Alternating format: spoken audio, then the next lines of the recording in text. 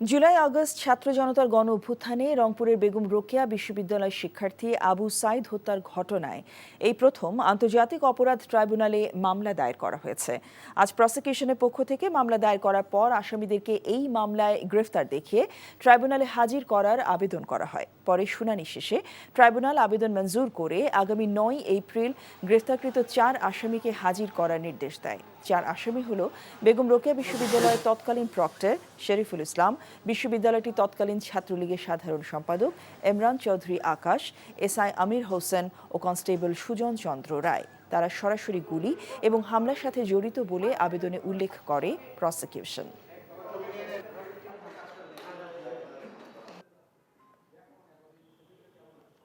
সেই ঘটনায় যারা আদালত সেই গ্রেপ্তার দেখানোর আবেদন মঞ্জুর করেছেন, আগামী 9 এপ্রিল তাদেরকে এই ট্রাইব্যুনালে প্রডিউস করার জন্য নির্দেশ দিয়েছেন এবং এই মামলার নির্ধারিত তারিখ আগামী তারিখ হবে 9 এপ্রিল। যেহেতু আবু সাইদের ঘটনাটি তদন্ত প্রায় সমাপ্ত হয়ে গেছে, 9 এপ্রিলের মধ্যেই আমরা আশা করছি আবু সাইদের ঘটনার তদন্ত রিপোর্ট এই আদালতে দাখিল করা সম্ভব হবে।